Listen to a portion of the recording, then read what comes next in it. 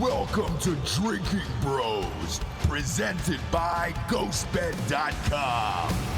Welcome to Drinking Bros Sports. I get to be on the baseball show today. That's a nice thing. Yeah, we're switching out. It's to it's pretty much the same in that it's still all Braves fans. It's all Braves fans. Yeah. Dan is in the other room. Today's NFL draft day. We tape some of these episodes in advance when we're going to the big events. We will both be at the Kentucky Derby this weekend. Therefore, we've got to record some episodes a tad early. Real lucky today, kids. We got Jeremy Affeldt in the studio today. Is it 4 World Series rings for you? Three rings and a loser ring. Oh, you got a loser ring? Yeah, I got a loser ring. Fuck. Does that mean an NLCS ring? Yeah. It's the one that you don't ever pull out. You just like, I'm just going to keep that in the vault. We don't talk about it. Do you do that, by the way? Pull out the ring? No. Leave the shitty one in the vault. Yeah. Yeah. I have no idea. Like, I actually joke around with the Rockies, some of my Rockies teammates. I'm like, I don't even know where that ring's at. Yeah. They've got it. And I'm like, I read what the fuck is Jeff Francis supposed to do? yeah, he's just going to show it. Yeah. I mean, it's just like, that's cute. Yeah. Yeah. Because it's one of those things where, in all sincerity, I read this thing with Olympic athletes where if it's a silver, they just keep it locked away. Yeah.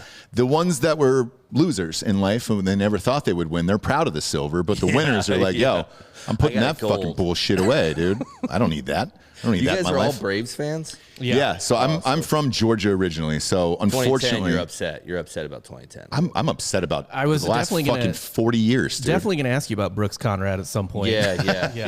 He's the MVP. He was the MVP shit. of that series. No, the MVP. The MVP was that year for the Braves. Like, I don't know if you remember this, but Wagner goes down. This is in the 2010 LDS. Wagner goes down, game 1? Yep. Injures himself. Chipper had gotten hurt in Houston, with a month or 2 left in the season, and then randomly Martin Prado, who was having a career year, goes down either a week before that series started or during the series. Also, I can't fucking remember, but it was just what the fuck is left? Although we still shouldn't have lost because our guy behind Billy Wagner was fucking Craig Kimbrell. Yes. Yeah. He was good until he gave up that hit to Sanchez. Yeah, and then it wasn't. The whole thing. Oh my God, dude! Talking to you right now, I'm like, it's hurting me on the inside. It's hurting me on the inside. He helped put Bobby Cox in the ground. Yeah, dude, you buried him. You thought we would have been upset because oh man, it's his last chance. We weren't. We really weren't. We really weren't that upset. We really weren't that upset about it. You're like, fuck Bobby Cox. Yeah, Bochy sent him a bottle of wine. We rolled out. God damn it. The awesome thing about you too is you played on this crazy Giants team. We're looking back at it. Fuck man, there was the Aubrey Huff's been on the show numerous times. Yeah, I'm sure he has.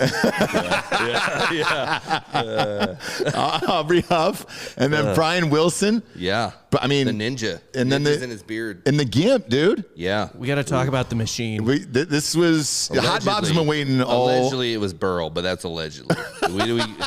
There's not any confirmation on who the you were was. there, kinda, right? I was there, kinda. I was actually watching on the computer, and I was like, "Seriously, that just happened?" And then I kind of thought I might have seen the mask in Burrell's locker, so you kind of put 2 and 2 together. But for those who don't know, been proven. For those who don't know, Sean, it's on the computer. If you want to pull it up, I put the tabs up there. It's really an awkward scene. It's great. One day during an interview.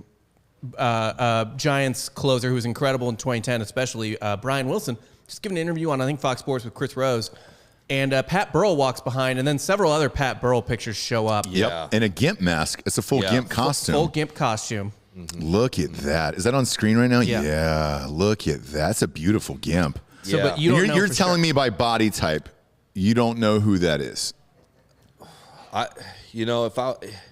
Allegedly, if I'm a betting man, I'm putting it on Burrell, but there's no confirmation. The problem is he doesn't have any tattoos or body markings that you can go off of. So who is that? Who are the 2 girls with him? No idea.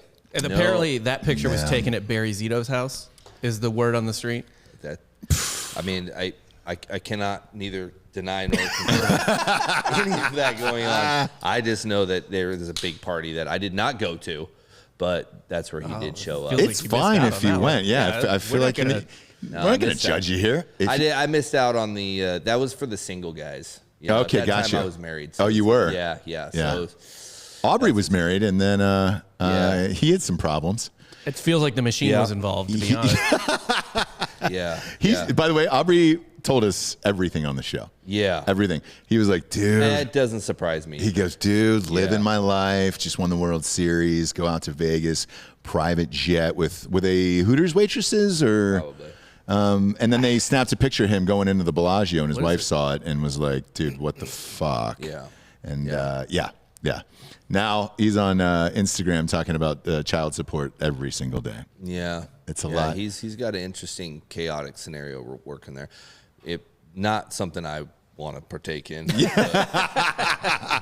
Well, here's why I bring it up. Like, when you play on a team with that many personalities, are you friends in real life, or are you kind of just like working teammates? You know, because it's a job still at the end of the day. And there's people that we have worked with over the years in production and everything else, like on movies, that I'm like, I didn't like half the people, but they were good at their jobs. Were you guys friends in real life or no? No, we were. A lot of us were. But it was that same skit, right? Where, look, man, when I cross the lines, we are family. We're going at it. We got 25 guys to try to make this thing work and win. And then in the clubhouse, you're doing really great. You hang out, have dinner, whatever, just laugh. Then you do have your guys that you're going to end up hanging with, and the other guy's like, you know what? I'll choose my own friends once I get on the team bus or we go home, you know? It makes sense. Have that. Yeah. But that team, it was an interesting team. It wasn't, I wouldn't say cliquey. I would just say there's about 4 or 5 guys that I would go out to eat with. Yeah. And then I wouldn't partake like that. I wouldn't go to me, Huff, and Burrell would not hang out. In real life, yeah. But I really enjoyed Huff and Burrell in the clubhouse and during the game, right? So it was kind of that skit, but that was an awesome team, man. Brian Wilson was honestly – so what we have with Brian Wilson is you have crazy with intelligence, which is – very smart guy, yeah. You can't – not a good combination because it can get really weird. It's very Dan Holloway-esque. Yeah. But you can't be you can't. It's a weird thing to think about, but like you can't not be smart if you're gonna have a guy walk in a gimp costume behind you. Like a dumb person doesn't do that. A person who's too smart for his own good has a gimp costume. Stupid creative. Yes. Yeah. But I have a theory on it, and you can correct me if I'm wrong on this theory, because I wrote some commercials for him back in the day for, I think it was Break.com, and they were doing a bunch of stuff with, it was like beef jerky or Sasquatch. With Wilson? For him. And I wrote these ads for him, and he seemed like he was in on the bit, and that of his whole shit, and that he was doing it. This is just a guess. He was creating a persona to make as much money as he could because it sold to the fans and it made himself more famous. No doubt. Like, and I don't think he denied that. Like, I think he's a little different than he now. I saw him he disappeared and he came out he's on the Wall of Fame in San Francisco. And so I spoke for that ceremony for those guys that were on it. And he came in and he's a little different guy now. But then 100% that's what he did. I mean, he went so far as to trademark his bobblehead. Yeah. Because he put he made it look feel like a real beard, trademarked it, and then sold it to the Giants to let them sell. So he actually made 3 times what it costs. No and then way. They made money by marking up another. So he made millions of dollars on it. But then he found the guy that did the Fear the Beard. Yes. He found this guy. I think he bought it off the guy for $25,000, trademarked it, and he made millions off that shirt because MLB had this. I mean, everybody. He did it. He marketed very, very. But he is super smart, man. The guy's. But he's It's crazy, yeah. He was kind of like the first viral MLB player. I mean, those have been popular players forever. Yeah, Bonds but monetizing it. I remember because as a kid, it's draft day here. Obviously, Falcons repping. My favorite Falcons player was Deion Sanders, and he talked about the story of being in the dorm room, getting ready to be drafted, and he was like, "Man, how do I create a persona that gets this particular position?" Paid more money because they didn't pay a lot of money for DBs and cornerbacks back then. Yeah. And he was like, if I create this huge personality, then they will. Same with Brian Wilson. Closers didn't get this massive salary until, you had some crazy ones come along. Something weird. Yes. You have Mariano Rivera, Hoffman, a little different. They're just were awesome. Right. Yeah. Not a lot of guys are awesome, but yeah, the rocker deal where he came in like break. Oh yeah. Freaking out, Yeah. roid raging everywhere. You know, like he marketed that way. Right. It didn't pan out for him. But No. But Wilson did it right, man. When he did the beard, so I'm gonna give a little bit. Did Huff talk about the beard at all? Did he understand? No, it? he didn't. So he didn't. We were in San Diego. Okay. And so we were right before the playoffs, and we're like, you know what? Why don't we just all not shave? You know, it's fine. Perfect, Right? yeah. You know, Yeah. it's just Playoff beard. kind of something different. So he grew this beard out. Well, the problem is the beard didn't match the head. So he's like, oh man, I need to do something. So he comes to San Diego, and I look at him, and he comes in for the game, and I'm like, what did you do? And he's like, no, you don't understand. Like, I don't know what happened. I put the Just for Men in, and I fell asleep, bro. And now it's like it's like black. I don't know what to do. Yeah. I'm like, you better shave it off. He's like, no, I can't shave it off. I'm like, it does not look good. It does not look good. Like, because at that time it wasn't the beard. It was just the closer he was kind of growing it. And then he's like, I'm like, he's like, I'm not touching it. We got the playoffs. We're winning. We're having a freaky weird, 2010 season where we're kind of coming back, and that's when we had to win that San Diego playoff game. I did not think you guys were going to win the World Series that year. We shouldn't. Well, we didn't have the team. Yeah. Phillies was like, that's the best team. That was the best team. That era of Phillies was goddamn insane. Yeah. Hands down, Phillies was the best team. I mean, you got to have Cody Ross hitting homers off of Roy Halladay to win that series. Correct, That's kind of what happened there. Yeah. But, like, we didn't know what to do, and I'm like, oh, man, this is not good. You look like an idiot, And he's like, well, whatever, I'm playing. And so he rolled with it, and the next thing you know, it just, like, caught fire, and then he just wouldn't cut it, and then none of us could shave. Once we got the playoffs, we're like, we're not shaving until we win. We won it. And then he goes on, what was that? Was it Letterman? And he came out in a sailor uniform, and he, like, dyed his beard gray. Oh, yeah. He went and then he's like, but what happened was it took off. It took off, yeah. It was massive. Yeah. It was unbelievable, and he marketed it well. He was larger than life, and then I remember him doing the ESPYs, too. Yeah. Doing all that crazy shit at the ESPYs, and then the fucking thing with the gimp. The tuxedo suit. The Correct. one-piece Dude. But that's what I'm saying. He is super smart, super shy, like freak high stress. Like going into the World Series game when we took the lead, he was like he's like, I think I'm having a panic attack. I got to seal this game up. I'm like, yeah, you do, because I don't want to pitch in this game. I want to go home. Like it's been a long season, man. You better seal this deal up.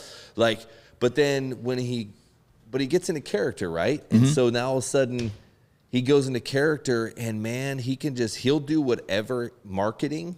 He is not afraid of anything. Like he does it. He goes into character, and he is a genius, man. Like the guy is a genius. And then the Subway Ninja commercial. Oh, yeah. Come on, man.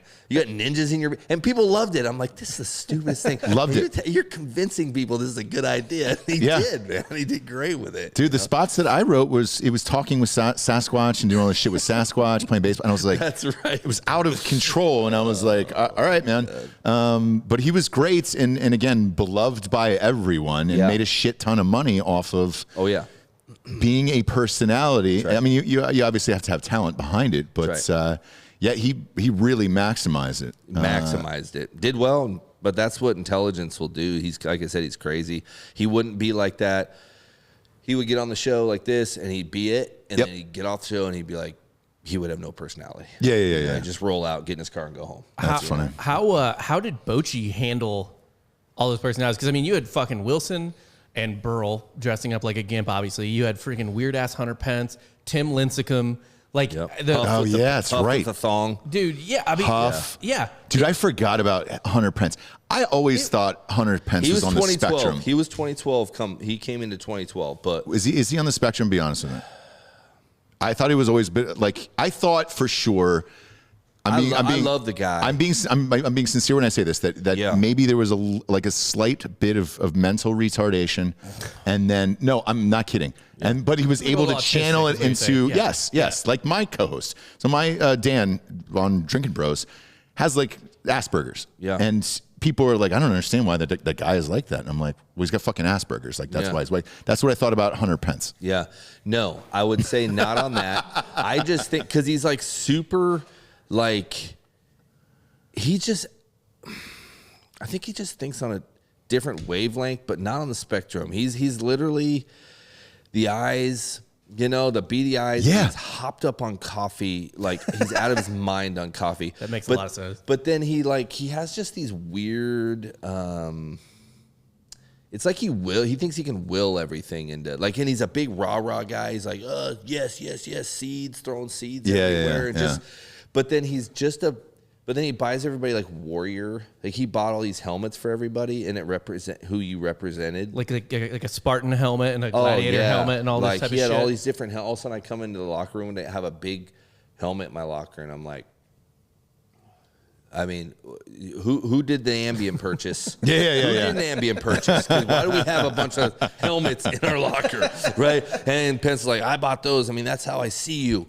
That's how I see you, man. Like, and I'm like, thanks, Hunter. Like, I appreciate that. And then, like, he's what helmet did he get you? Yeah, he got me the I think it's probably the 1600s helmet, but it was like the Crusader helmet. Like, it was circular and it was like, it was like almost like a perfect, like a Knights Templar helmet cylinder with a cross, like, and then like the cutout. What do you say to that? Because he's probably being serious about it. Oh yeah, he was definitely serious. So what do you say of like, hey, thanks, man. This means a lot. Thanks, give him a hug. What he is the cup, not half full, not half empty, 3/4 full at all times. Okay. Like, he's super, like, you don't say negative stuff around him. He's like, dude, I don't need the aura.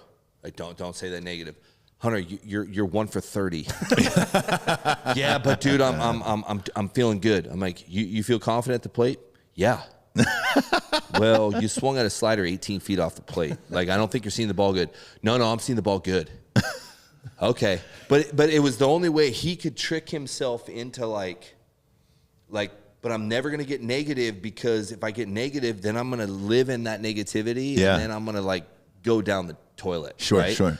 And it really kind of made him kind of to that point where that's why he never gave up. He always ran really hard at first. He had a terrible swing, but he could hit rockets. Yeah. He's the only guy I've ever seen hit a ball 3 times off of one pitch. Do you remember that where they showed that? Oh, yeah, dude. Detroit or someone. Yeah. He hit his handle, and then the ball hit halfway up the barrel, and then at the end of the swing, it hit off the end of the bat. All 3 times, like, as he hit. Yeah, as he hit, yeah. And then the infielder's like, I don't know what to do with this. And I didn't even know if the play was legal, because I didn't know if you could multiply hit the ball different times. Yeah, but I think the way it looked like you can't. What are you gonna do about tell. that? Like, That's pre-replay. But when you show it, I'm like, well, only Hunter Pence, because I said it's because Hunter willed the ball. Like, he went up, he's like, I'm getting a hit no matter how many times it takes me to hit the ball in one swing. Like, but that's his thought. He's like, see, I told myself I was gonna get hit right there, and look, I got a hit. Like, that's his thoughts, like that's.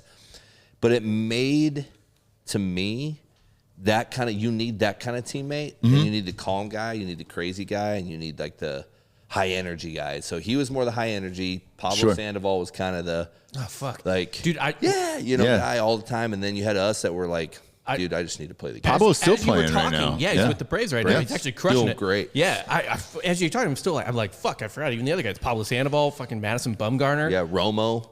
Yeah. Oh, yeah. Like, was Buster Posey on your team at that point? Jesus Christ, man. It was a really that's an eclectic group of dudes. Yeah, it is. And Buster's like a Derek Jeter. Yeah. Professional, acts like he hits a homer, runs around the bases, like, okay, never really shows any emotion until you. Bumgarner was just like the redneck, would rather rope a cow than pitch a baseball type guy, or do some motocross. Just wreck his shoulder. Doing stuff like that. Was Posey the best receiver you ever had? Yeah, he stole so many strikes. So it's how he catches a ball. Like, the ball's this far off the dish. But, and the way he's able to frame it real quick. Molina's probably the best overall, like, I would say. Yadier? Yeah, Yadier, best framing catcher. But Buster learned, like, he started doing some of what Yadier. He doesn't set up sideways like Yadier does to steal strikes, but he'll receive soft like that. And those two, to me, are exactly how if you're going to teach a kid how to catch, you watch those two guys and nobody else. Yeah. Like those are the guys you watch catch. You're also one of the rare people that has been a starter, and then you've also been in the bullpen. Which did you enjoy more? Probably the bullpen. So how I look at stuff like that is personality. So the starters, man, a starter has to be able to repeat his delivery all the time. Like I am like, man, I got like 6 hitters, and then good luck after that. You know, but I'll throw some nasty stuff for 6 hitters, and then I'm like, well, 7, 8 hitters in, maybe it's gonna be nasty, maybe it's not. You know, like it's just a delivery. So my biggest deal was I had a hard time sometimes right out the gate because there wasn't enough pressure. 0-0 first inning, nah. You know, like so my ability to focus was maybe a little bit too wide. Gotcha. I didn't have as narrow. So it kind of get through the first, and then I kind of cruise a little bit. But then that third time through the order, it was like, man, I exhausted all my pitches. Like, Yeah, were you like, what the fuck, to throw to them now? yeah, like because I had to do whatever I could do to get through 5 innings. You know. Yeah. So I didn't have that ability. I had some really good games, but like case in point, I had to face the Yankees in Boston in 2004, back to back. That's when Boston had that World Series winning team. Yeah. You're talking Manning, Ortiz, A-Rod, across both and Jeter, like across those teams. Yeah. But yeah, with those, you running back to back. So in New York, and I had to pitch in Boston in the same road trip. And that's like for me, I think I went 7 innings against New York, 7 2/3 against Boston. And I thought my head was going to explode. Like I was mentally spent for like the next month. And this is, by the way, for the Royals, not the Giants. Yeah, Yeah. the Royals. Yeah. That's when we sucked. Right, like, and you couldn't even get a strike call unless they swung because they assumed you're a terrible pitcher because you played the Royals. So, like for me, it was like really hard mentally. Right, I was like, dude, I don't have the ability to focus this long, you know. But So did you tell them? Did you tell your coach, like, hey, I think it would be better in the bullpen? nah, stats just were like, dude, you suck as a starter. We're gonna have to move you somewhere else. You know, you throw 97, but you got a 6. So we got to figure out where 97 from the left side is going to fit, right? Yeah. So for me, when I went to the bullpen, all of a sudden I was like, man, when I got brought into a high pressure situation, my heart rate lowered, my focus, I relaxed. It was like a personality thing for me. It's like, why am I so much more relaxed when it's 1-0 in the 7th, runner on second, and I'm like, well. But when it's first inning 0-0, I'm like, oh God, you know, like it's just the weirdest thing. It's like that's how I thrived, and so for me, I loved that 7th, 8th inning, like 1-run leads or tie ball games or like just the freaking where everybody else's sphincters like that. I just loved it. Like, Yeah, and I the reason I ask what happened on the Braves was Schmaltz, right? So Yeah. he was a starter and then a closer, and he was equally great at both. Yeah. And I didn't know what you liked more and why, because you know you look at like a guy like Rivera, right, who's just sleeping the entire game, and then they just wake him up and be like, "Hey man, you ready to go?" And he's just like, He was also "All a right." converted starter. So was was. Hoffman. Yeah. So He was wasn't Hoffman, I as believe. good as a starter. Yeah. Yeah, he wasn't. Smoltz is one of the few you get like Eckersley. Eckersley was more of a career change, though, than a...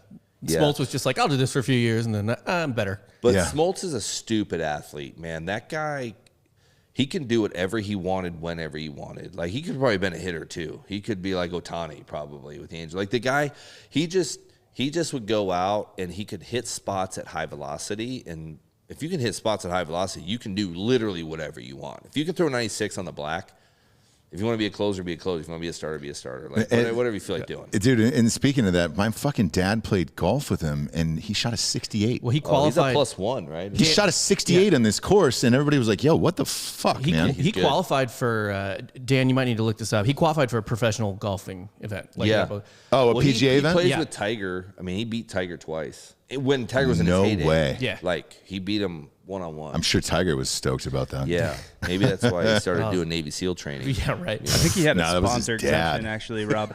Yeah, it was. No, I thought... Oh, well, Not okay. qualified. You get a sponsor exemption. Yeah. Okay, maybe that's what... But he competed in it. Dad dies, and then he trips out and reverts back to his old army buddies and starts doing all that old shit. Did you watch that doc? Yeah, no, I didn't watch the doc. I just knew that it was a bad career move because it's what pretty much jacked him up. Yeah. It was. It's shocking. Same with Jordan. Dad dies and then goes and does something else, and you're like, what the fuck are you doing? Yeah. It's sad when you watch it because you're like, holy shit, you could have been the greatest. Was there ever anybody you ever played with who could have been like that you thought was just the greatest there was, but something happened where they went down and you're like, man, what the fuck? Yeah. I would say no. I think the guys I played with, for me, I mean, Greinke almost was that. So Zach Greinke, I was with Zach with the Kansas City when he had that freak out. Yeah. So him and I were throwing a bullpen in Surprise, Arizona.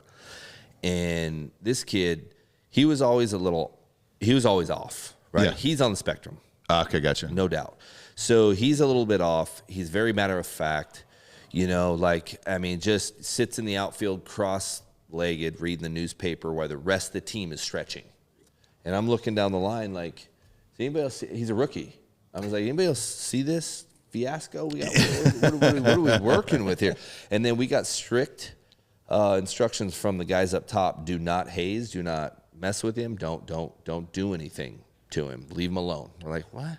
No shit. He gets special treatment. Yeah. I got wore out as a rookie. I'm like, I deserve to wear somebody out. Yeah. And I can't do it. And I'm like, all right. So, but he's a little different. But he was throwing a bullpen with me, and all of a sudden, he snaps and throws this ball 400 feet. Like, he just takes a ball and chucks it over the bullpen, over field 3 in Surprise, Arizona, hits the road where cars are driving by, and I'm looking at him, and he just walks off. And I'm like, all right, because we all have bad bullpens. It is what it is. And didn't think anything of it. And then I'm walking in. I see him walking out, street clothes, gets in his car, drives off. Doesn't come back for the rest of the year. Just leaves. Just quits baseball. Like, they kept him on the big league roster, gave him big league pay. I'm like, why are we treating this kid get some help, but then come to find out, like, he just has a social anxiety. Yeah. A little bit. He does. I'm like, well, if you got social anxiety disorder, dude, like 50,000 people watching you play, you picked the wrong job. It's a nightmare, It doesn't seem ideal. Bad career Right. gig. Yeah.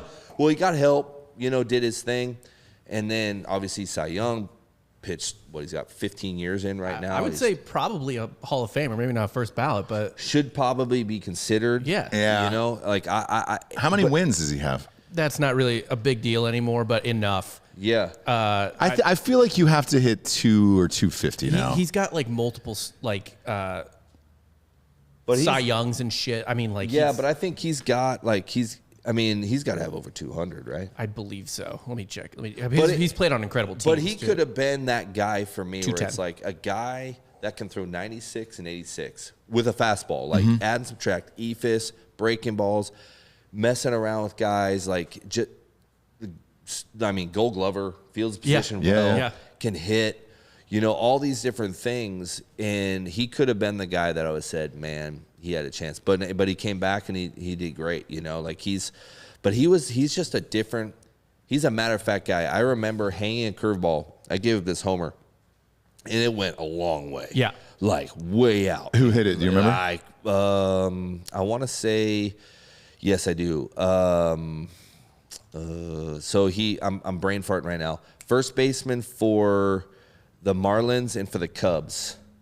6'5", a black guy.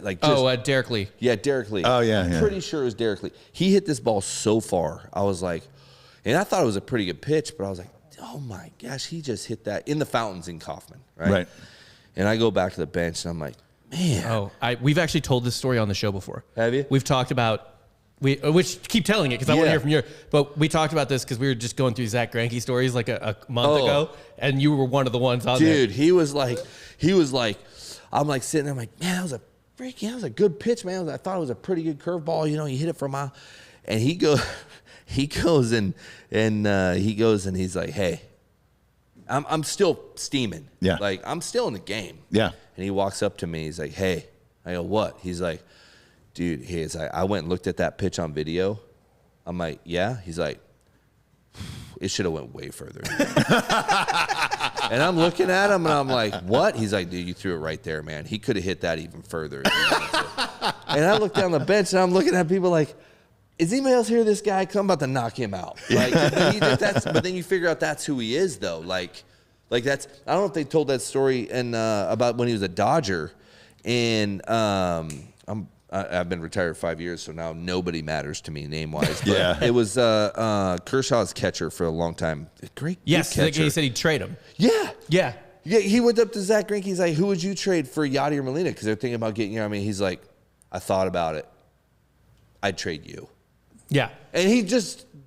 They were having a fun mind exercise. They're just like, this would be fun. What are the trades you would make just to make the team better? In the whole clubhouse. Yeah, in the whole clubhouse. In the whole clubhouse, not just the guy. And Greinke comes back a couple hours later or something like that, and Greinke's like, it wasn't Molina. He goes, well, he's like, I would trade you, and I would sign Brian McCann in the offseason. That's who. Yeah. It was unbelievable. And he was like, he didn't even know what to say to that. Yeah. But he's just, but he'll dead face. That's Dan. Straight up. That's Dan Holloway. I had a question. I want to go back to this. You mentioned your butthole earlier. Yeah. And I wanted to. I said sphincter. Sphincter. You mentioned your sphincter earlier. Let's get the words right. Yeah, use your words, I'm Bob. sorry. Use your words. We don't want to be fake news here. Yeah, use your words. Okay. Yeah.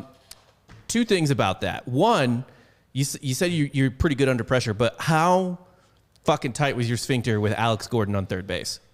Now, I wasn't pitching. I know you weren't. So then it was tight. Okay.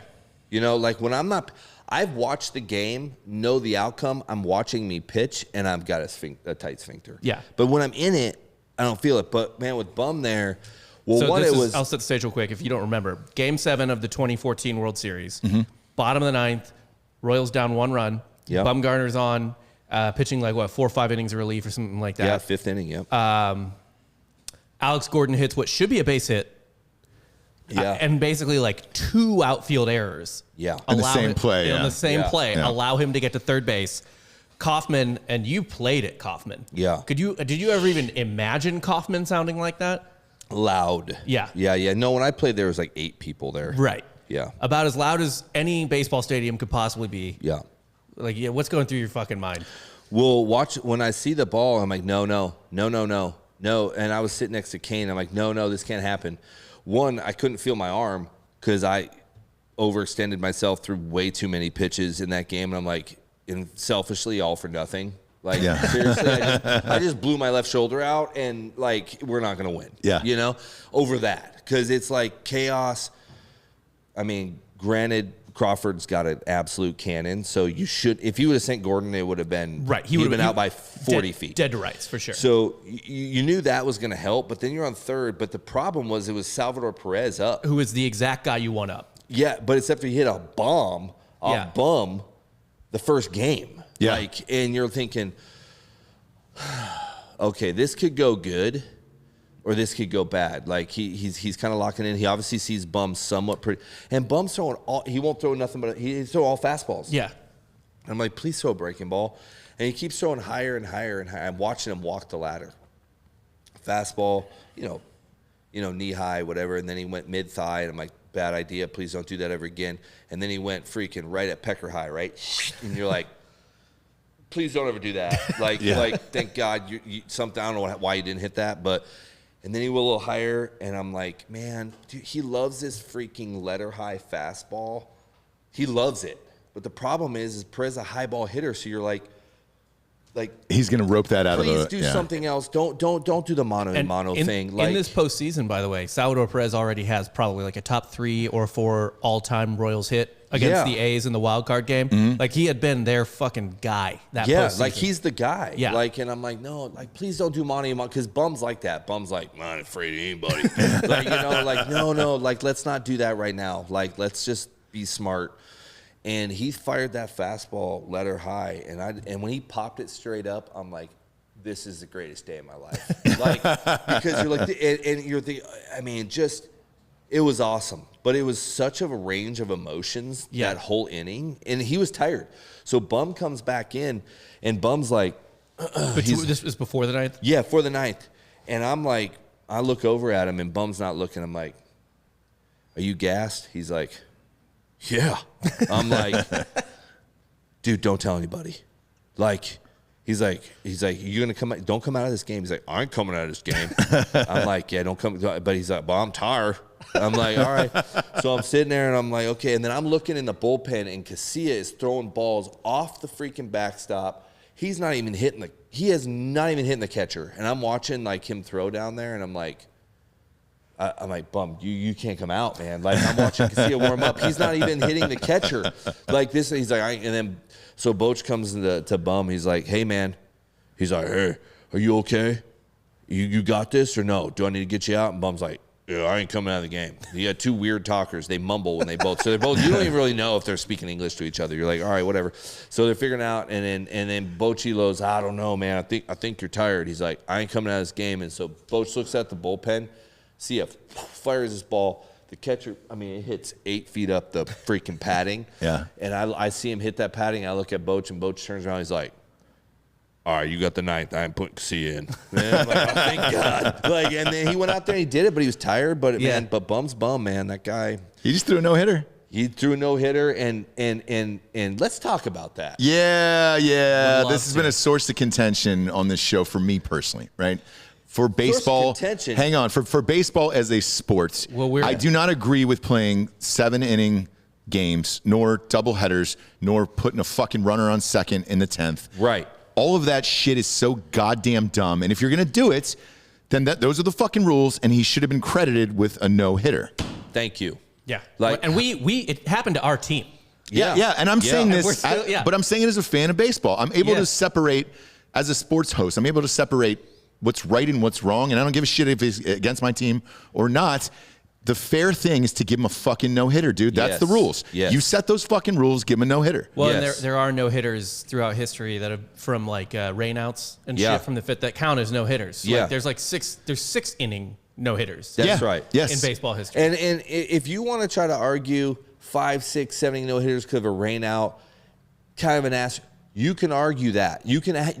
Shouldn't be much of one. It's considered a complete game. Right.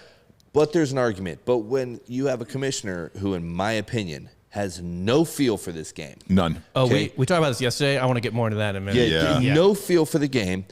And he deems it a rule that at the end of 7 innings, the umpire can take the balls, put them in his little satchel, walk off the field saying, that's it. Yeah. A manager says, I'm going to compete for 7 innings. I'm managing for a 7-inning game.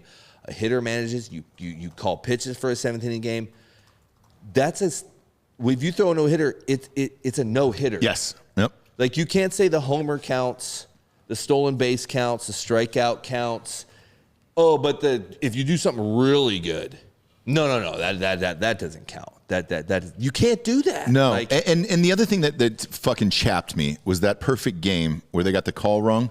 yeah, Galarraga. Just change it. They need to change it. But just go back in and change. How hard would that be to go back in and say, hey? Wouldn't be. Do you think that hitter would be like, no, man, give me my fucking... No. Even after the game, he was like, dude, it was Yeah. out. Like, it was out. Well, at least the Tigers still gave him a car afterwards. Yeah, they did As a Chevy. Yeah. It was a Corvette or something. Yeah, to like say sorry. And then they released him or whatever the next Yeah, like 2 days later. But it seems like the commissioner is purposely trying to kill the game, he and I doesn't can't know. figure it out. He doesn't know. I have a great story. I don't know if you've heard this. Okay. But you're going to love it. All right. So just yesterday, we did a baseball show yesterday, and me and Holloway were talking about this. Rob Manfred gets on like a radio show, and it came out on social media too, where he was like kind of like bragging a little bit. He was like, oh, you know what? Adam Silver, the NBA commissioner, he told me this thing I didn't realize. He said I should stop talking about the pace of play because actually in the near future, our pace of play is great for live betting. And, it's an interesting point. And I was like, you didn't know live betting existed? Yeah. You didn't think about that? Like, you didn't think that... It's your fucking job. It's extended like the pace of play a little bit for live betting. Like the guy is not there. No. Like, I've said this so many times. And because I have a radio show in San Francisco that I do every Friday, and I'm like, you can mark my words. This guy is going to come out and say, if you're hitting under the Mendoza line, you can hit with aluminum bat. He's going to say it. No, you watch. I'm telling you. Fuck, that sounds like a rule he would love to... Just call the game ping, change it from baseball to ping. I'm telling you. Like, you're going to be able to hit with aluminum bat until you get over 200. Here's what you do. If the Braves are in a tight race late, you just have Ronald Acuna go 0 for like 50 in August. 0 for a fucking 100 in August. So he gets an aluminum bat in September and just goes fucking bananas. That's right. No, I think that's the biggest thing. Like, he's changing the runner on second, like, and then it's not it doesn't count against your ERA. It's a team ERA. Right. No, how about it just shouldn't count? Yeah. Like, and you shouldn't do it, and you don't put a runner on second. Like, that's the most asinine thing. Like, what are we doing? We guys are getting paid millions of dollars. Mm-hmm. The average salary in the majors is what, $3 million bucks? Yes. Yeah. So you got $3 million. You got about 750 individual base, because we're all our own contractors. So we got 750 businesses averaging $3 million a year, and you want to help somebody out? Yeah. No. We don't help anybody out. Like, you don't get to just start on second base. Like, this isn't Little League. This isn't high school. They don't even do that in college. No. They don't even do that in college. College, aside from the aluminum bats, I don't think college has very many. Their college is kind of old school. Yeah, I feel like in a and lot it of should roles. be, because Yeah. that's the game. All right, but okay. So here's my defense of this runner on second. Oh, fuck you, Bob. Oh, boy. You Here's my defense of fucking it. You know, I was bitch. starting to like you. I know, dude. I fucking hate extra innings. Like, if it goes past the 12th, I want to die. Like, do you like playing 14 inning games? No, not necessarily. I don't. There's just not that many of them. Man, I've watched With the homers that they're hitting nowadays, and Yeah, the dude. strike zone's That's like fair, a freaking paper but plate. the problem is, though, is the homers are great, but then you've got relievers like fucking you, especially in the playoffs, who've got a .86 ERA. It was like, you're not going to score a run off these motherfuckers. So you have Yeah. to wait like 3 innings to get to some trash guy. Yeah, And true. then the runs come. I'd agree. I understand. That's a valid argument, but it's still the game. Yes, man. dude. Like, Be a purist, Bob. and there's not going to be anybody at the game on the 14th. I get that too. Yeah. So the beer stopped in the 7th. Yep. Right. Right, So yeah. teams Yeah. are thinking, I'm losing tons of Which, money here. yeah. Put the lights Hey, on. Fuck I understand that rule. that. Yeah, that's a bad rule. Get rid of the no beer after the 7th rule. Fuck that shit. Yeah. Well, yeah. people got to get in a car after in the 9th You know and what? get the fuck out of there. Get an Uber. By the way, true story. I was at a Dodgers playoff game in LA, and I just knew it in my gut. I was like, this is going to go in extra innings. So when the 7th hit, I went in, bought 6 beers, put them underneath my seat, and hit them. And my buddy's just like, oh man, they stopped serving. We're in the 10th. Yeah. He's like, they stopped serving. I was like, no, they didn't. Yeah. I've got 6. I just kept going back and forth Yeah. to get them, and that was my way around it. But I will say this: I should not have driven that night. Yeah, that's a bad idea. Plus, all the freaking players knew you had it because you're the only fan in the stands. Like, Oh yeah. You know? And I had seats. We had seats. It was a playoff game. We had seats right next to the bullpen in Dodger Stadium. Yeah. On the visitors. those guys are asking you for your beer. Side. Yeah. And I'm just screaming the worst shit to them. Yeah. Like of all time. Yeah. I'm like, you're a Holocaust denier. You know, shit like that. Yeah. Were you on the visiting side or the home side? Visiting side. So I was on the right field stands. That's a rough gig. When I was about to drunk ask you. fans are really I was about to tough. ask But on that right field side, because you play for the Giants, Yeah, it's really especially bad. against the Giants on the really right bad. field side down there, you're this close, and we can see and hear everything you motherfuckers do. Everything. And I'm just like, oh, you hate Anne Frank. You never read the diary. Like Yeah. the worst shit of all time. Yeah. And I know you guys could hear me. Finally, one guy cracked and was just like, Yeah, I could see it. laughing. Yeah. And Yeah, I we'll laugh got at him. some. Say, Like, what man, do you like and what do you some don't of the like when stuff you they hear them? annihilate you. Like you, and it's. I'm not a Dodger fan, obviously. I'm not either. You know? Yeah. But I mean, it can be a little rough down there. it's the there's outfield. possible weapons. Yes, the outfield. So those Yeah. outfield bleacher seats, nobody knows this, but They're separated. They stopped serving. Yeah, they have to. So they when you go in, Bob, there's certain tickets that you get in these certain sections, and they don't even serve beer Oh, yeah, or yeah. anything. man. My It's not a good idea if you My do. brother No. lives in Los Angeles and is a big St. Louis Cardinals fan, and he can really only afford bleacher seats usually. And he said that multiple times how bad the bleachers are in Dodger Stadium. He's like, multiple times I've gone up to someone to say hi to them because they're wearing a Cardinals jersey or whatever, and then I realized as I was talking to them that they were not in fact a Cardinals fan, but a police officer undercover in a Yeah. Cardinals shirt. Yeah. Oh yeah. So if someone assaulted them, Yeah. they Yeah. could just fucking take them in. Well, they Yeah. fucking killed a guy after the Giants game in the He's parking still lot. alive. He's still Oh, alive. is he still Yeah, alive? Yeah, Okay. They tried their hardest. I stay in touch with their family. Just No talked to him shit. the other day. Yep, I just talked to his sister the other day. Like that guy in 30 seconds he's got 2 kids, ambulance driver, EMT. Yep. In 30 seconds, still is like not back. No, not at all. He's in a wheelchair, but I watched a guy go from grown. So I saw him 3 days after, maybe 4 days after. And I went in this hospital, and I'm like, I mean, half his skull was literally taken off. Like fuck. It is swollen, and he was brought all the way down to like infant status. Like his brain, he had to learn to crawl, he had to learn to eat, he had to learn to walk, he had to learn to talk. He laughed. His jokes, the things he laughed at was childlike. Yeah. Like it was so like sad. Like it was like, man. And because I had to do that speech on the field. So I had to do that speech in San Francisco with the Dodger Giants. Me and Jamie Carroll did this huge speech on like, hey man, like when we're between the lines, yeah, we're going at it. It is what it is. But after the game, it ain't. It's not that serious. Also, we don't. You guys care way more about the win and loss than we do. Yeah. Like, calm it down a little bit. You're not helping us. You're not. Nothing No. you do can help us except maybe cheering during the game. Yeah, and Like- that's what got all that. The cops. I mean, ever since every time we went back there, we get there at 2:00 or whatever, right? And there was probably 100 cop cars already in the parking lot. They have their own police station now in the parking lot in this place, Philly style. Yeah. Philly style. That's the like I wrote an article, 5 things I wouldn't miss about baseball when I retired, and being in Philadelphia was one of them. Boom. And I'm pretty sure I have I think I have wanted posters all over. Like, one of our producers, he's a diehard Phillies fan, Philadelphia everything, and complete dirtbag, obviously. Yeah. Like you can tell just by looking at him. You are definitely, your city is not the city of brotherly love. You do not love people, period. We're just passionate. Okay. Yeah, you're passionate. I'm not going to. In 2010, so I get brought in. Okay, so we got in that brawl, okay, against Phillies, right? We got in that brawl. Utley did a no-no, got hit, held the ball, threw the ball back to the pitcher, which is a huge no-no. You don't get hit and be like, here's the ball. Like here's your little wiffle ball. The Reds just did against the Cardinals the other day. They did. It's a no-no. Yeah. Castellanos. Yeah, or he whatever was like, his name you want this, and then just threw cause it. a fight. Yeah, right? through the stands. You don't do that. So he caused a big brawl, and I go to run in, and Gardy, my pitching coach, grabs me. He's like, dude, you can't run in. You got to warm up. You're going in this game. I'm like, what? He's like, this is a perfect time. Like, Bochy was coming to get you, and I only had 4 pitches. Mm-hmm. And so Bochy pulled the pitcher, and I'm like, we got in a brawl, so it allowed me to throw pitches.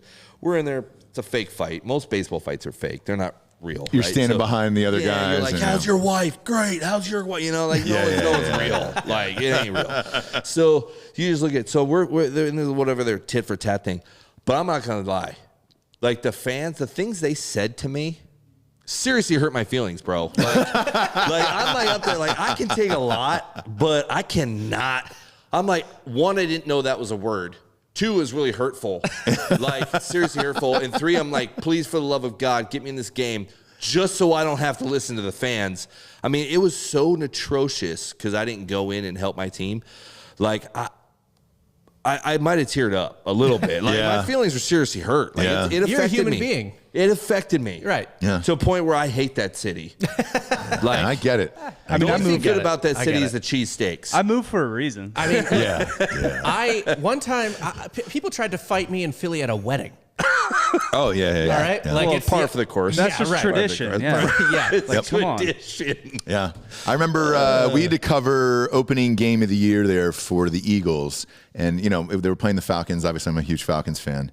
And I was like, man, how do I wear the jersey that I want of my player? So I wore a Michael Vick Philadelphia Eagles jersey instead of the Falcons one.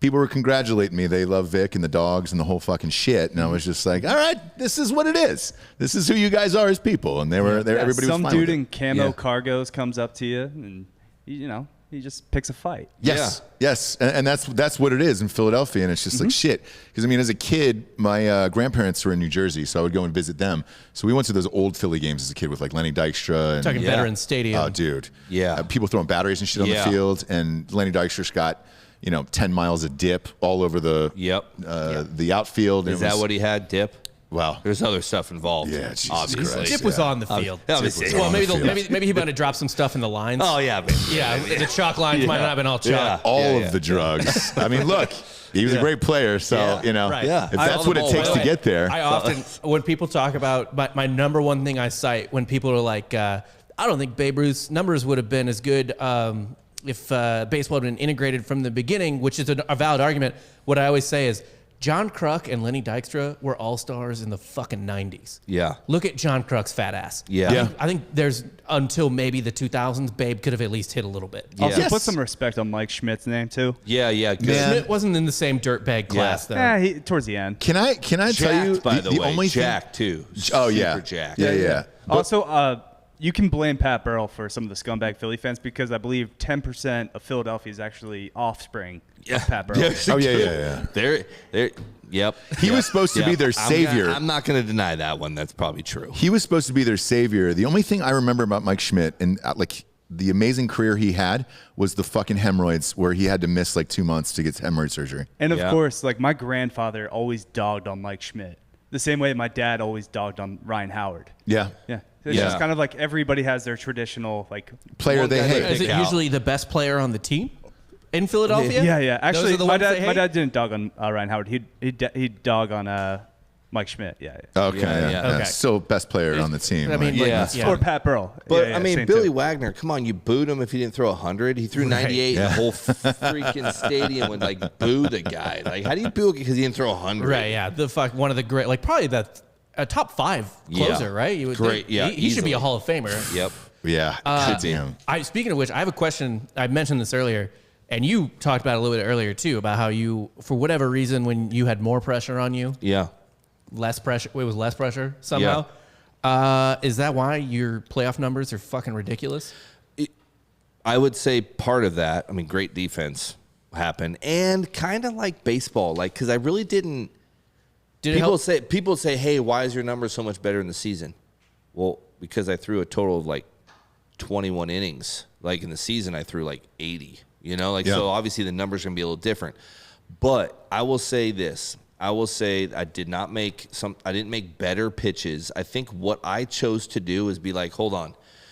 I don't think I think there are a lot of lefties that were better than me. Yeah. I really do.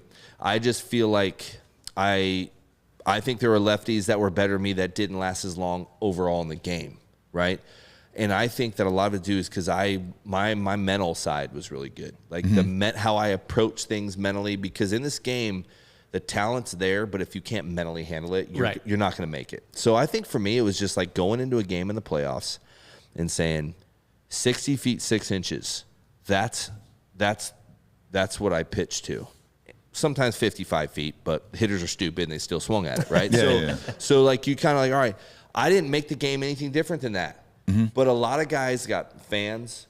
You got 9. It looked like a movie set out there with like reporters from like 100 different countries on the field. They took all of that in, and I just was like, Who cares? 60 feet 6 inches, man. I mean, I throw that part of the play, that part of the play. I throw my breaking ball.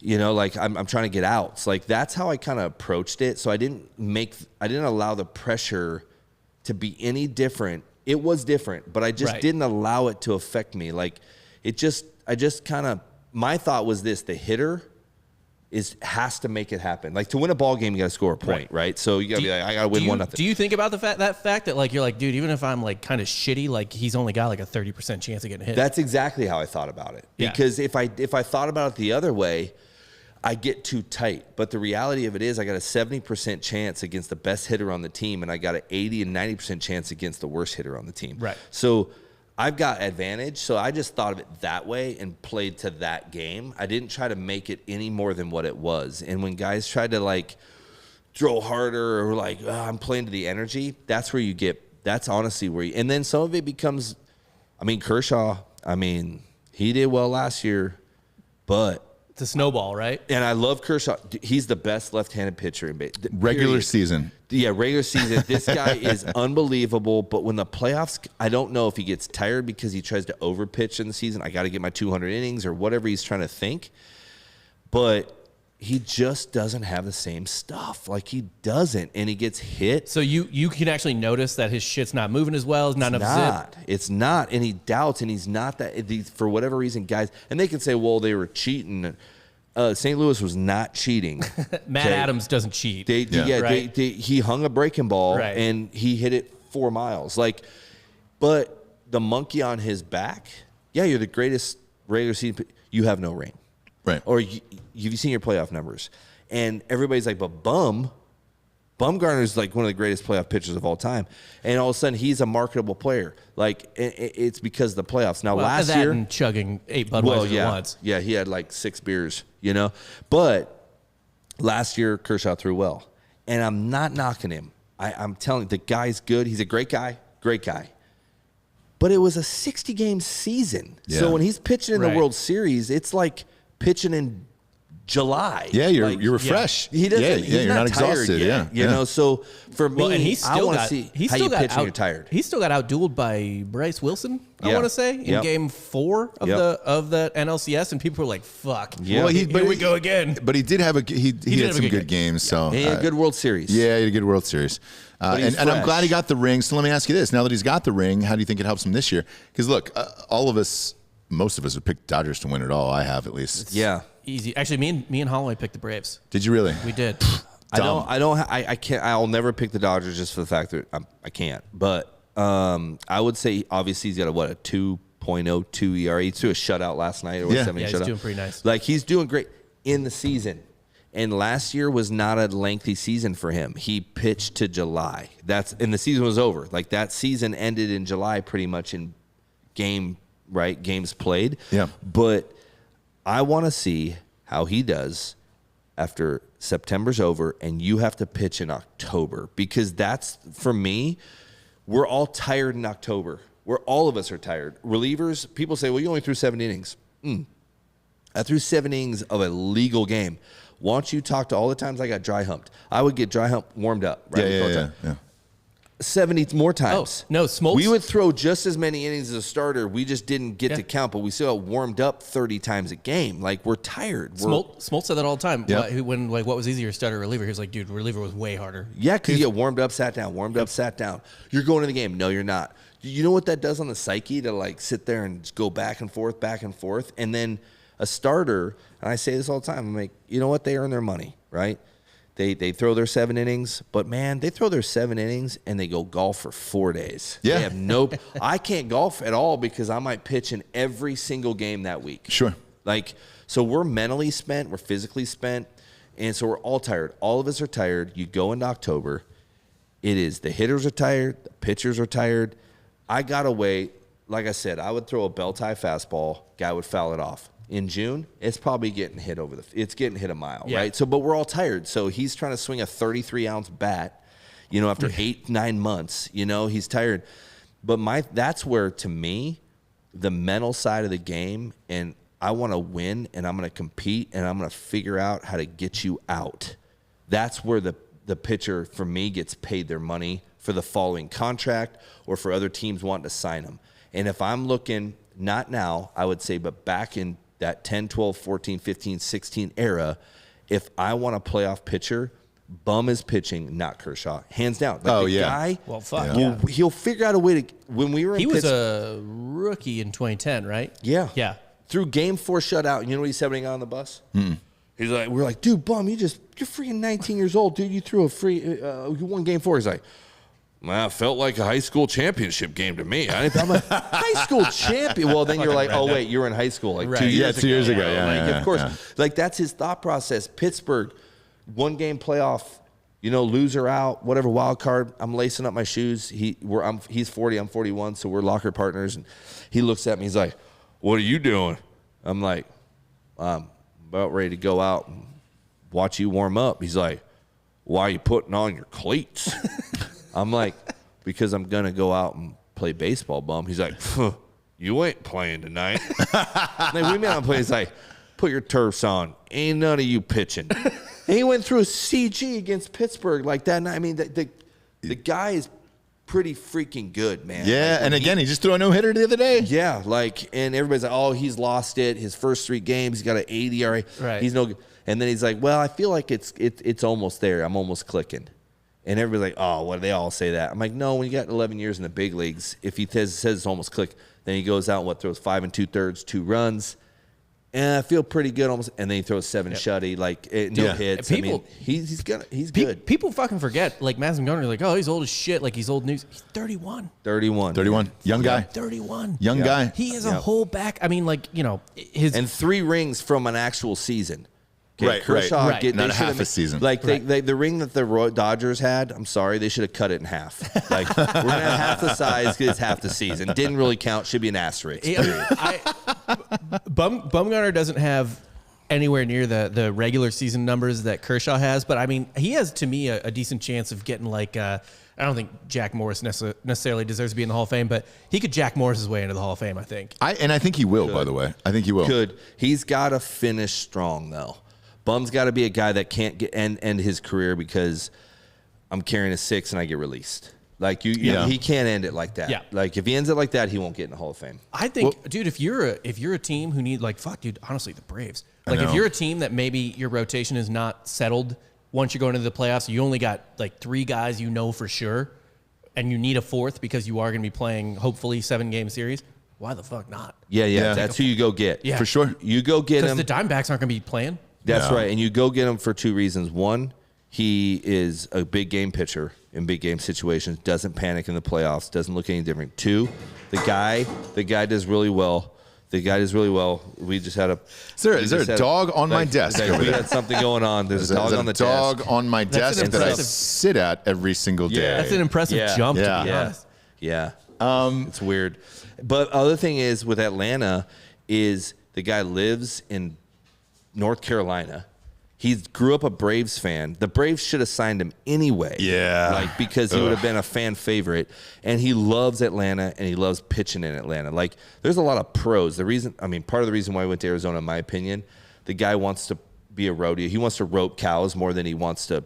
Sometimes I feel like play baseball, but he's a good baseball player, but he loves rope. Well, that's where all his roping buddies are out in Arizona. But Arizona, if Atlanta gets him, that's going to be a huge pickup, man. And he's really not that expensive for a starting pitcher. Like, if you think about it, he's not overpaid. No, not at all. The bigger expense would be prospects. Yeah, you're right. What are you going to give up to get him? Yeah. If he's putting up like a 3.9 or 4.2, but that this guy in the playoffs is going to be a fucking nightmare. He's got to stop throwing no hitters though. Let's get him. Come on, Matt. Because Arizona's going to be like, we want Osuna. And then the Braves are like, no, we'll give you a 6th-round pick, and it's just like, fuck. With you personally, you were talking about a lot today about the mental approach to the game. You played 13 seasons. Did you know you were out, or did you think you could play anymore? No, I could still play. What happened, the reason where 2015 for me, my lat. So 2014 took a toll on me because we had to play so long in the playoffs. And I pitched, I did not know this until after, but I pitched every inning except for the first inning of the playoffs. So 2nd, 3rd, 4th, 5th, 6th, 7th, 8th, 9th, 10th. I pitched in every inning at that time. Well, what that does to your body is you're having to mentally, but man, physically, it takes a toll. And not one game that the Giants play in the playoffs is low pressure, right? They're all not cutting freaking. You can't give up a run. 14. Yeah. So you guys had a wild one. Yeah. So maxed out. So my body at 36, that's gonna feel it a little bit different than when I was doing that at 31, right? Sure. So for me, when I came back, I remember picking up a ball that year. I'm like, man, all of a sudden my arm. I was like, uh-oh. I didn't think I was tired. But I could not get my arm up. My lat, something in my lat was grabbing me and was shoving my arm, and I could not get my hand up. So I was pushing balls. I finally started dropping down sidearm. When they saw that, they DL'd me because they're like, "You're not going to go out there and throw sidearm." But I was trying whatever I had to do to get out. Yeah. And my arm just was not bouncing back, and I was like, man. I remember in San Diego, I came off the DL, and this kid.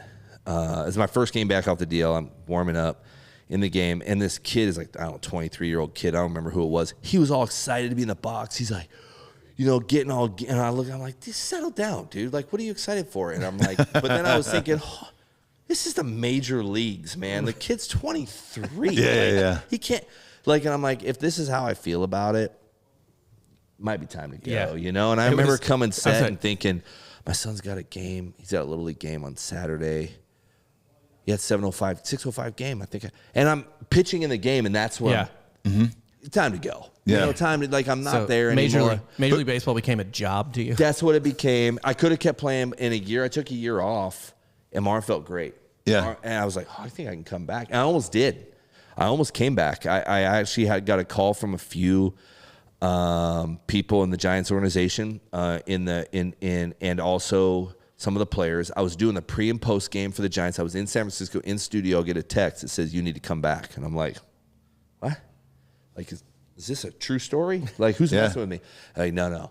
You need to meet. We need to meet right now. We need to talk about you coming back. And I'm like, so I walk in and I go have this meeting, and they're like, here's the deal. There's a possibility we need you to come back. We'll put you in AAA right now.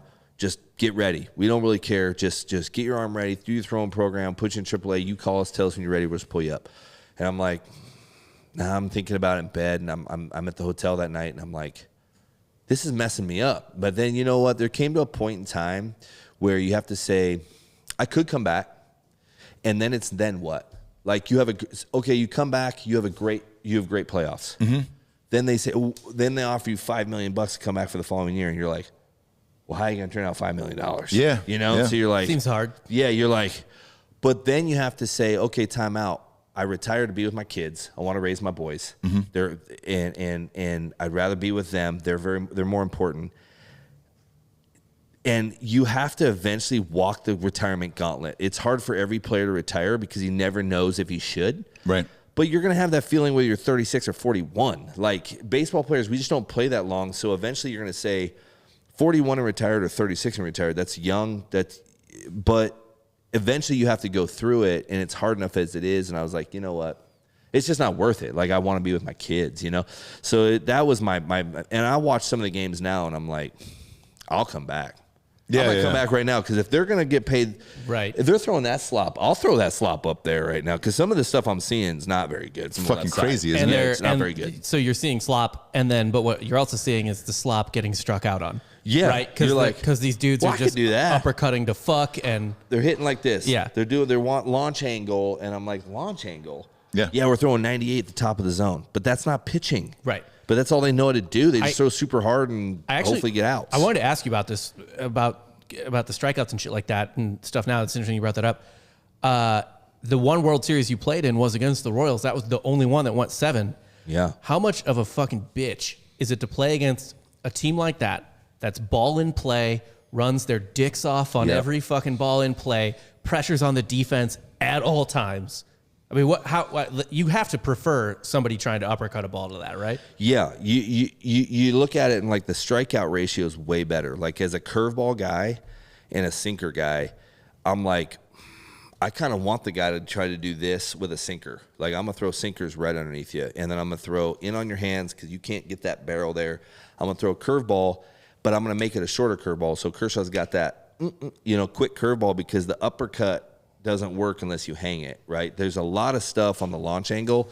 The launch angle is built for the guy that throws. And the baseball, I call them nerds, whatever you want to call them, the guys up there that basically never. I'm on Fangraphs right now. What are you doing? Yeah, but that's it. That's the guys that are all about numbers. They're about honestly, they're just the guys, the Moneyball guys. They're the guys that the numbers say. Computer's always right if the athlete's a computer, but he's not. So they're going to be wrong. But the numbers are saying they're smart enough to say, yeah, but all these kids coming up are wanting to throw 100 miles an hour, and they do. Yeah. Right?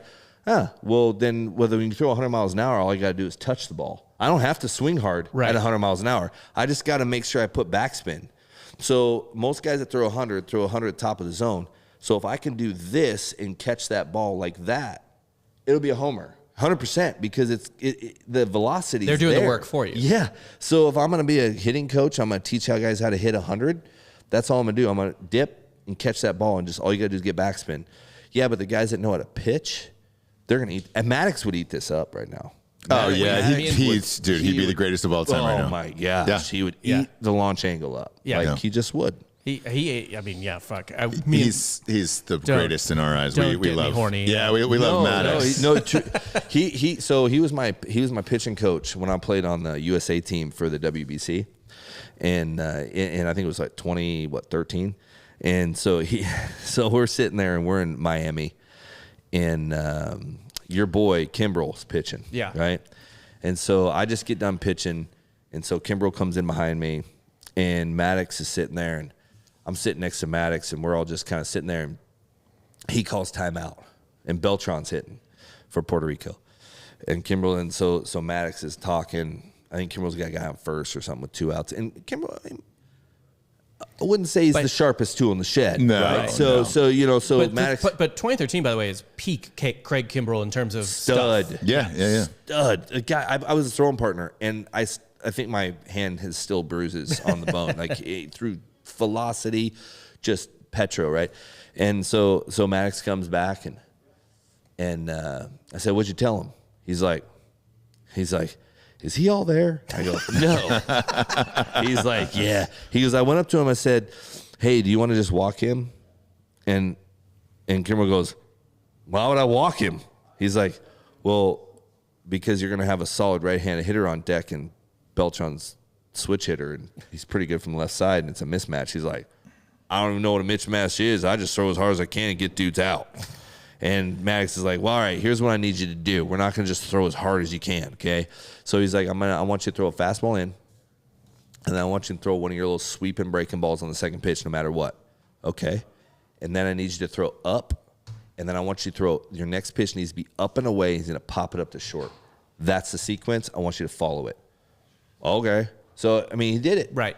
He pops it up to short. No way. And I looked at Maddox, and I'm like, "How'd you know that?" And he goes, "I got 350 wins, bro. I'm a Hall of Famer for a reason." Like, that's just what he said. I mean, just dead. Like, the guy's a genius, man. Yeah. Like, he just knows how to pitch. He knows.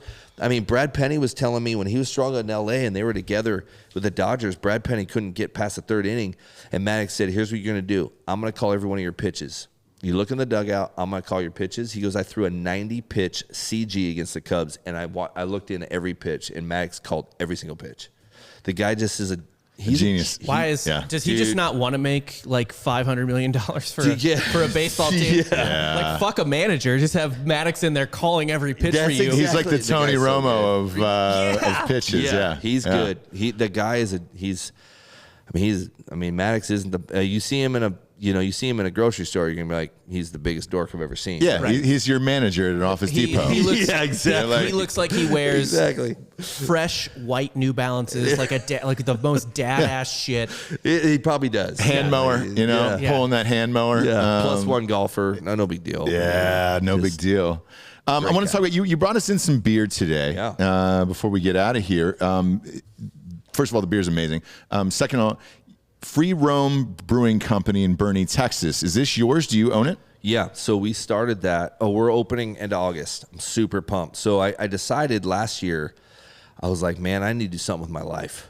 Like, I got to do something. I'm raising my boys. I love that. I love my boys.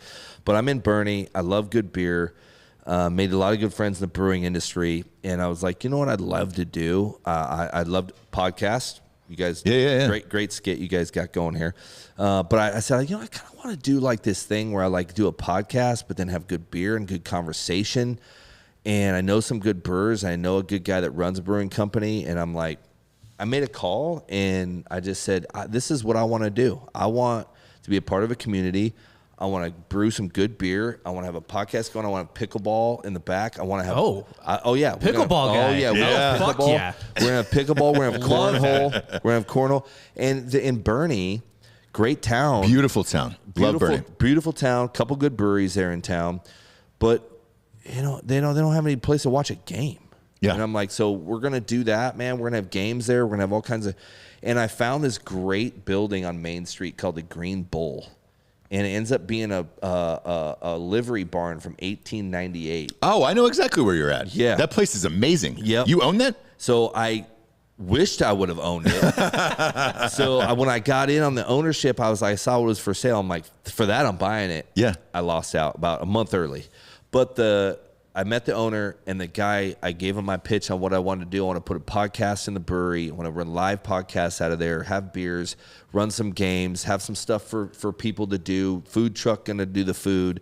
Just a good time in town. Help some of these other breweries out. Like, let's just have this brewery type town. Because I kind of want it to be almost a Fredericksburg. But for beer? But for beer. You just... Because here's the thing. It's a community, incredible. right? So It's a everybody small can community. go around to all the breweries. That's right. No Open one's in container competition. for that mile. Open container. Wilmington, North Carolina is like that. And all the brewers help each other out.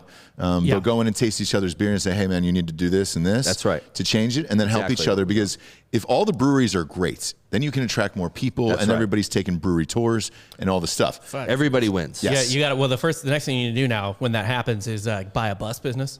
Okay. Because that's what Bus you do. them in. That's when you go. No. What you do? You go to Fredericksburg, you get a party bus, and you go from winery to winery. Correct. So you got to get the brewery to brewery situation. Yeah, going. so- start at yours, obviously. Obviously, yes. Start at Yeah, yours. the bus Either, business. yeah, you got to Good. be either the start or the finish. Wherever Yeah. they'll spend whatever spends the most money. There's like a little yeah. tram, and it Yeah. goes around. So Wilmington's got a little tram, and the guy runs it, and then there's 8 people who are able to drink on it, and they've got all the beer samples on there. Yeah. And then you go to brewery to brewery to brewery, and it's awesome.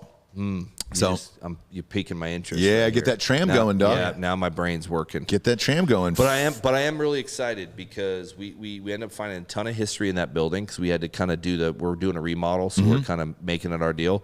Found a ton of history in there. Found like windows that are still on the walls from 1898, a big sign from a tire shop in the 50s, like behind all this.